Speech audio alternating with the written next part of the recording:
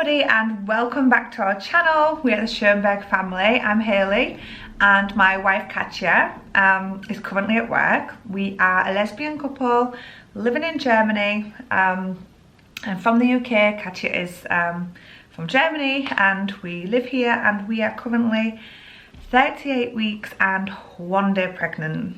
So I wanted to do today a third trimester update video for you all, because our baby girl is due in 1 week and 6 days, which is crazy. It's gone so fast.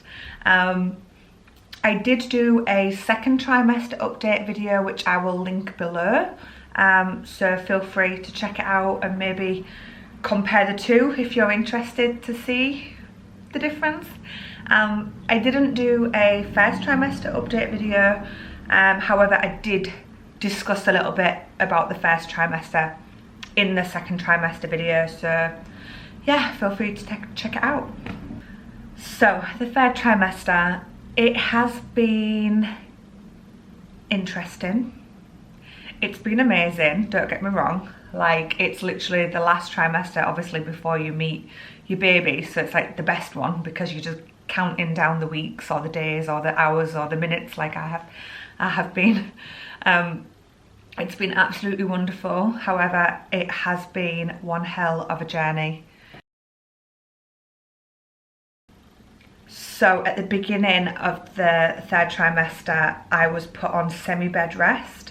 So not full, complete bed rest, but like I was not allowed to exercise, I was not allowed to go to work, I was not allowed to dance anymore. I'm a dancer, but I wasn't allowed to do any of that because my cervix was shortening, and yeah, they just had a bit of concern that it was that baby was gonna be born too early if I would do too much and my cervix would completely just give up. Got put on magnesium tablets, I did bed rest, and at around 34 weeks I had another ultrasound which showed my cervix actually started to get longer again, and from 35 weeks on I've been allowed to do what I want basically again, so that was great. Not a great start, but it ended up totally fine. Another thing in the third trimester was the symptoms. What symptoms? Heartburn.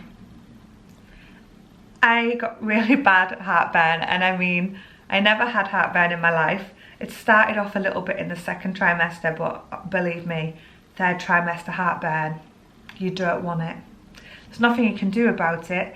There's things you can do to help it, like not eating spicy food, not drinking fizzy drinks, sitting upright, not laying down directly after you've eaten, for example. But anything I did to help just didn't really help. So I got some Rennie tablets. This is the only thing that seemed to help me. I don't know if they sell them in your country, but Rennie tablets, I've been living on them. Another thing, what's another thing? Tiredness. I am literally like, I don't know, a grandma. I feel like I'm just so tired all the time. No motivation, literally. I was learning German, obviously because I live in Germany, I'm learning the language, but mixed with baby brain and the fact that I cannot concentrate on anything for longer than 5 minutes has been a struggle. So in the third trimester I decided to just chill out on the language learning until baby's there and I can get back to it and my brain is in the able to focus, basically. Hungry, I'm very hungry. Like 99% of the time I could eat. I tried to stay as healthy as possible, but of course when I want some chocolate I'm gonna eat it. So hungry. Moods, my moods have been relatively okay. I think I've been more emotional than usual, but I think it's normal, like, to be like this, like 1 minute just laughing, 1 minute crying, 1 minute just I'm so angry. But this is me anyways, but I mean in pregnancy it's been a bit heightened, which I think has been a bit hard for Katya, but she's fine, she's fine. Sleep, bit of an insomniac. I've never been a good sleeper anyways, but I think with pregnancy, and of course as your bump is getting bigger and bigger, you just cannot get comfortable. So it's been really hard to find like a nice position. And now at like 38 weeks, even just sitting on the sofa is like, it's painful. Everything is painful. And I'm pretty sure it's not, obviously it's not every pregnant woman feels this way. But I'm pretty sure it's because I wasn't able to be as active as I wanted to be during pregnancy. So now my sciatic nerve problems are there, my pelvic pain is there, my back pain, my belly, everything is hurting. It feels like I run a marathon every day. But I'm pretty sure that if I was to stay active, really active, or was able to, I probably won't be in as much pain now. Baby has had a lot of hiccups, which I was concerned about at first, because of course when you Google things, you get like false information. And when I Googled, my baby has hiccups quite regularly. How do you say? Regularly. Cannot talk. My baby has hiccups throughout the day. Like 7 times it says like all dangerous things like the cord is pressed, you need to go to the hospital immediately, and this I actually did. Like I messaged my midwife and I got stressed out about it, I was crying, and in the end it's totally normal. Babies just have hiccups. Some babies have more, some babies have less. I mean, of course, if you're concerned about it, go to the hospital, but just don't read everything online and believe it's true, because Google, I think during pregnancy, it's not your friend. It's just not. Just don't Google things because it scares you. So yeah, she has hiccups quite a lot, and it's funny, I notice she gets them more after I've eaten something. So like, or as soon as I go to open some food, the hiccups start, and honestly, I believe she knows. She knows I'm about to eat something. It's really freaky. I'm just reading off my phone the notes. Her kicks are so strong now, like literally some nights I think she's gonna just break through my belly. But I will say that she has days where she's really active and she has days where she is not so active. And this is another thing that I shouldn't Google, because you instantly freak yourself out. It's totally normal for a baby to sleep 10, 15 hours a day. And as long as you feel movements there, my midwife told me it's okay. But of course, if your movements change completely, or you notice that baby's not kicked for a long time, or you've tried everything, you've had an iced drink, you've laid down on your left side, you listen to loud music and baby's still not moving, please go directly to the hospital. But from my side, with my experience with our baby, she has days where she hardly moves and days where she goes crazy, and it's totally normal. But that was very stressful to begin with, because every time she wouldn't move, I would get myself so worked up and stressed out. But we found a solution. We found that for some reason, don't know why, our baby girl loves RuPaul. We've been watching a lot of Drag Race throughout this pregnancy, and every time I play a RuPaul song, she starts to dance again. So sometimes, there was one day we thought maybe we should go to the hospital to check, and I put on RuPaul, and within 2 seconds she's moving like crazy and it didn't stop. So maybe we should have gone, but we didn't go because RuPaul brought her back to give her some energy. yeah, we did a couple of like online, not online birthing classes, but obviously because of Corona, all the birthing, none of the birthing classes are going on in person, they're all online. And we just thought, rather than pay like €200, which was the price here, we just got information honestly from YouTube or from friends who have had babies, and also from our midwife. Like, I didn't want to have a birthing plan at all, because I know that when the time comes, I'm probably not going to stick to it anyways. So for me, I didn't want to make a birthing plan, so that's not an issue. Obviously I've learned some breathing techniques, and yeah, I just want to see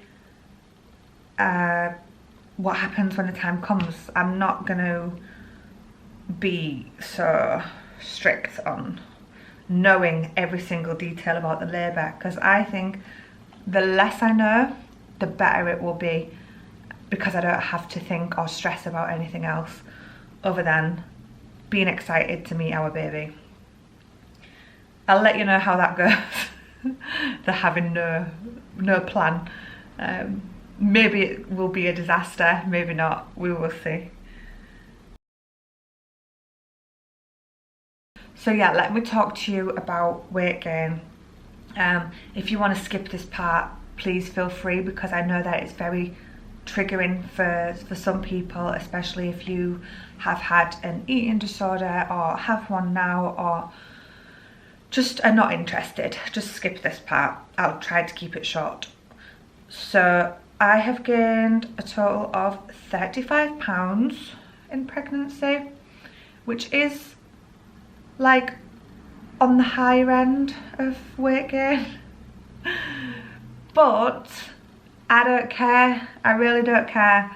I did care initially from the beginning, but I feel like as the pregnancy has progressed, my feeling towards my body and towards just weight and stuff has totally changed. Like, I'm not so concerned, because I know that it's temporary, and I know that it will go away, and I know that I don't need to stress myself, because why? I don't overeat, I don't think. I try to be healthy as I can, and of course I wasn't allowed to be active for half the pregnancy, so I'm gonna gain weight. It's normal, it's okay, and I just need to calm down. 35 pounds. Yeah, it's maybe a lot, but doesn't matter. Okay, so now we're on the topic of weight, I will talk about the baby. Our baby. We had a 30-week scan, and at 30 weeks she was coming in at 4 pounds 4, which apparently is a big baby. So the doctor had some concerns that she would carry on growing into a bigger baby. So they organised me a, what was it, 37-week ultrasound to double check on her size. So I had to go to the hospital, and I had 2 doctors check her weight. The first doctor said she was now weighing in at 3.2 kilos, which is 7.4 pounds, I think, around about. And she had no problem. She said it's totally fine. The baby is big, but she's not too big. But she found something else on the scan that she needed the main doctor to come and check. So the main doctor came in to check, and then the problem started. Luckily, the thing the other woman wanted the doctor to check was totally normal, totally fine, but there was a problem with her weight and her measurements. She is in the 95th percentile, and bearing in mind I'm only 37 weeks, she was weighing in at 7 pounds 7, which is 3.5 kilo, around about. And the doctor had such a big concern that I will not be able to have a natural birth if I go over my due date. So she wanted me to induce the baby then at 37 weeks. And of course I was shocked and I was like, what? Like, I couldn't really think. And I just said, no way, no way. I said, no way, I want to wait until at least 38 weeks. So we then rearranged the induction for 38 weeks. In that week, I was just so upset. Like, I've been crying, I've been a mess, I've been getting information from other medical professionals. Some say it's not big, some say it's big, some say, like my midwife and my gynecologist, it's better to be on the safer side to get her out earlier, to avoid complications such as her shoulder getting stuck, her losing oxygen because she gets stuck in the birth canal, worst case scenario, tearing, C-section, all of this. To avoid this, they would recommend I induce before the due date. So I said, okay, fair enough, then 38 weeks we will induce. Well, 38 weeks was yesterday. We had an appointment and we didn't go. Purely because I don't think she's as big as they're telling me, because the first doctor said she was fine and the second doctor said she's too big. And my midwife said she doesn't think she's too big. She's on the bigger side, but she doesn't think she's too big for me to like squeeze out. And also in England and in America, I read on the government guidelines, a big baby is not a reason to induce. And of course I should listen to the doctor, but at the same time I've got my feeling, I've got other professionals telling me it's normal, and I've got a doctor saying it's not normal, which put me in such a difficult situation. And Katja also, because what do we do, what should we do with that information? So the only thing I could do was go with my gut instinct. So the plan is now 39 weeks, hopefully. Well, I'm hoping she's there before 39 weeks. We go for another ultrasound to check the size of her, to see how big she is. And of course it's all approximate. It can be bigger, it can be smaller, which is also just so stressful. 39 weeks we go back for another ultrasound to check on her size again. And then I'm hoping that I can just have the moment of, okay, we need to do this. Because right now my head is a mess. I'm not sure what we're doing. I'm not sure, really. Do we induce? Do we not induce? I just don't know. And honestly, when I say I've been very emotional, I have not stopped crying. Like, it's just really upsetting me. Because also people tell me, well, £7.7 is not even that big. So what are they talking about? And also I just don't know. But I've been doing acupuncture. I've been drinking raspberry leaf tea. We call it Himbeer bladder tea. I've been drinking this. I've been walking. I've been bouncing around, dancing, doing everything I can, trying to get a baby girl to come out already. Luckily she's in the right position. She's head down, she's engaged, she's ready.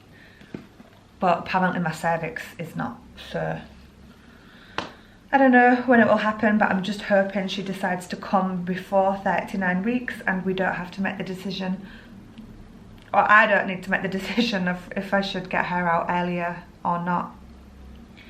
I think it's just a really hard position to be in, because I've never been in that position before where you have to think for somebody else.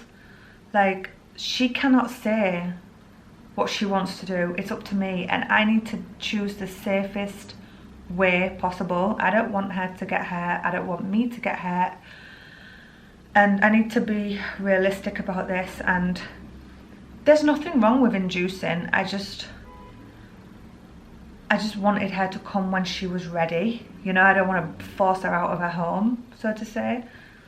So it's been really hard, and I think those of you who follow us on Instagram have seen our stories and have seen me just going insane on there.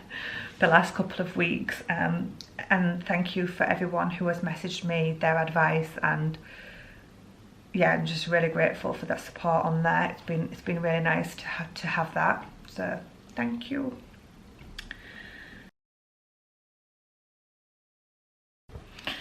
And surprise, Katjas here. She came home from work and my camera died, so I just thought, when I put the new battery in, I just asked her, do you want to join in?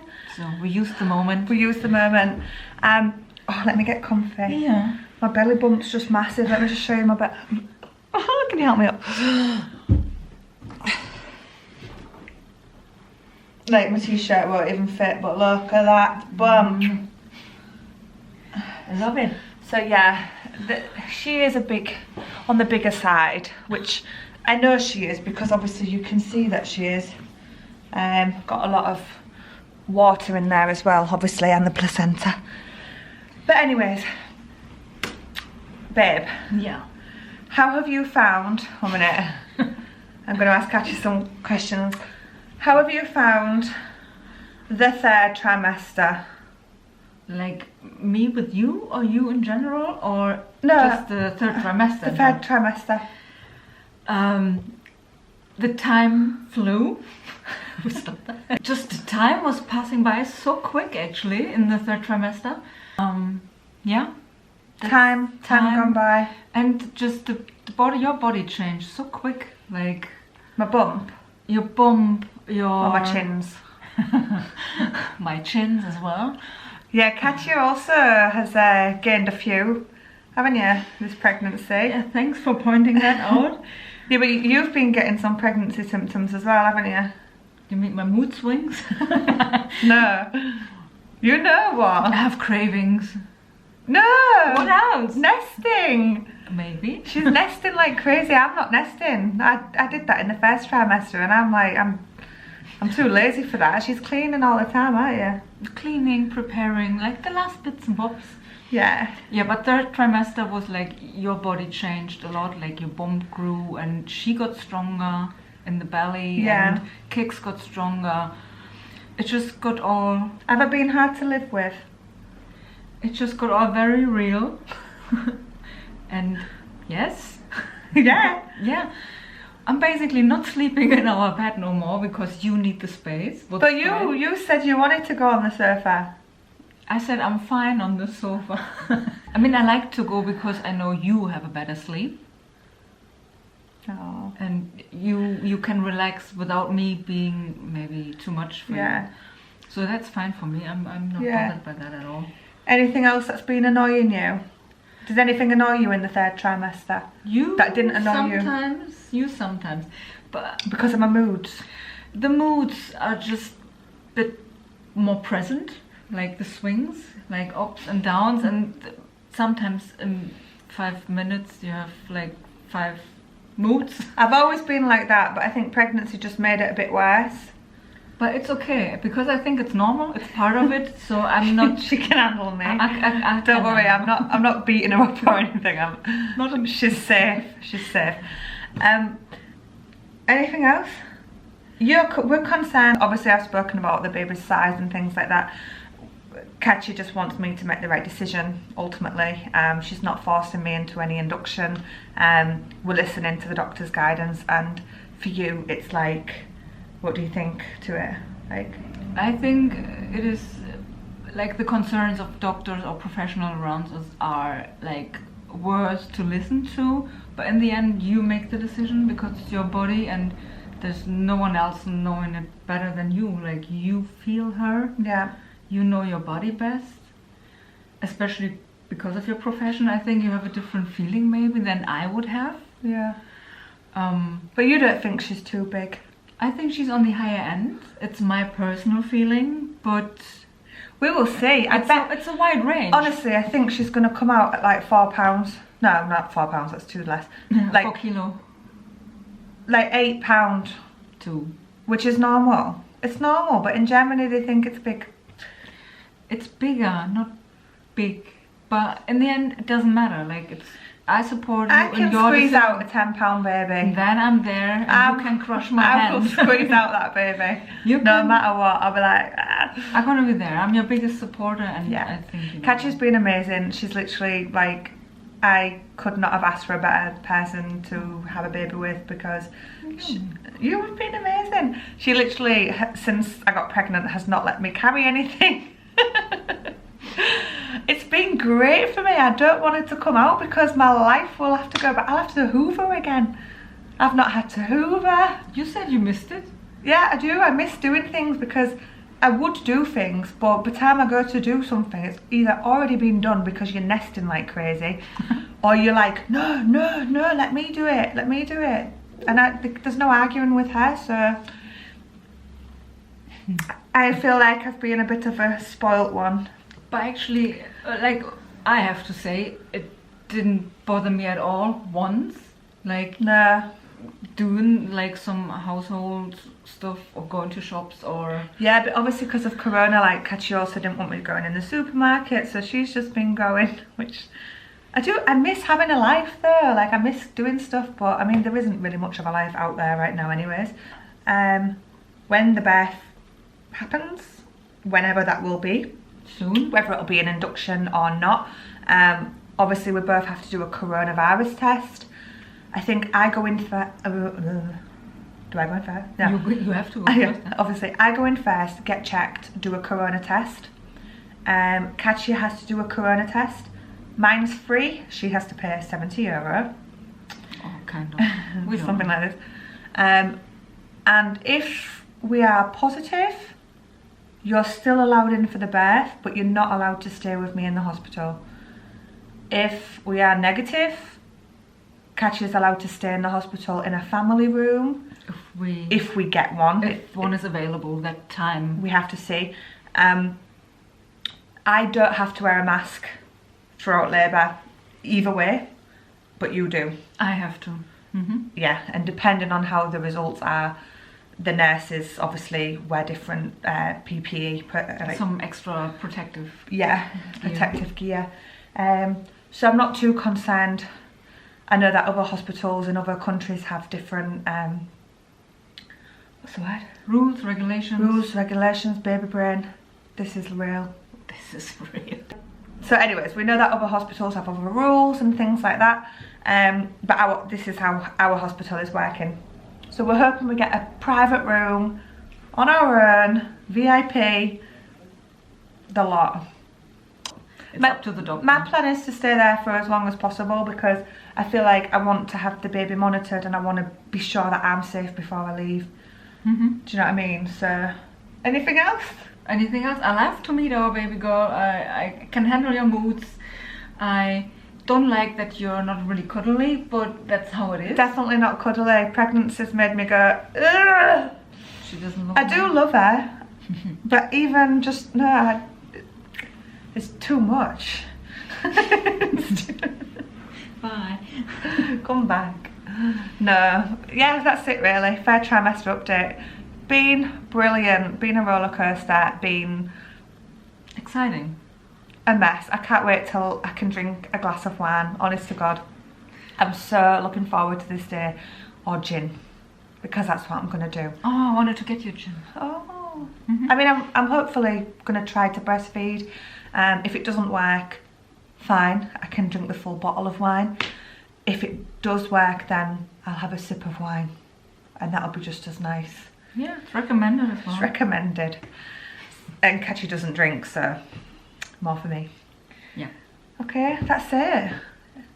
Let us know down below, please, if you have ever had this situation happen to you with a big baby, doctors telling you to induce, not knowing what to do. Please give us some guidance so we can make our decision. But maybe she's here before then. Maybe she's here before any of this has to happen, so we'll I think see. she will. I think we don't induce. We're gonna go for a walk now to get things started because I wanted to come out. Okay, auf Wiedersehen. Thank you for watching. Thank you for watching. Let us know. And see you next time. See you next time, which will probably be With a baby. with a baby. God, it might be as well, you know, with a big, big baby. How exciting. Bye. Bye. Bye.